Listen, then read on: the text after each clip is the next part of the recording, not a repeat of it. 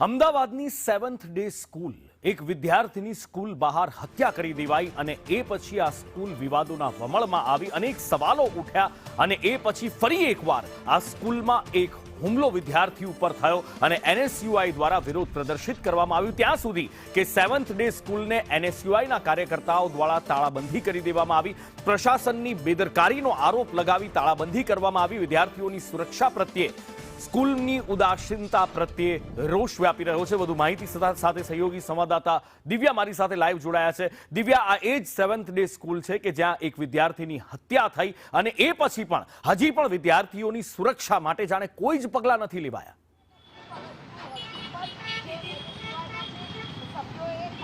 નુપુર એ 7th day સ્કૂલનો બનાવ બન્યા બાદ અન્ય સ્કૂલોમાં પણ વિદ્યાર્થીઓ ઉપર હુમલાના સિલસિલા યથાવત જોવા મળ્યા।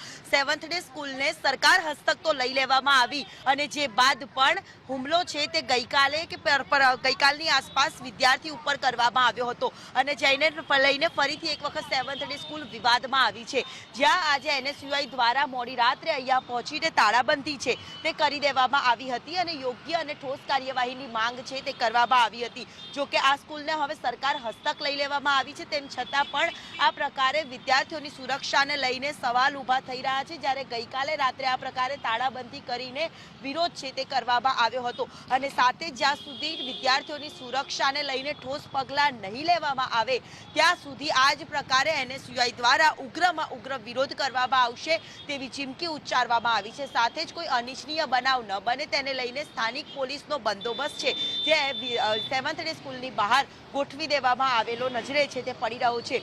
સાથે જ આને લઈને કારણ દર્શક નોટિસ છે જે જિલ્લા શિક્ષણ અધિકારી દ્વારા પણ સ્કૂલને મોકલવામાં આવી છે। વિદ્યાર્થીઓની સુરક્ષાને લઈને હજી પણ એક પ્રશ્નાર્થ છે જે સદંતર ઊભો થયેલો નજરે પડી રહ્યો છે।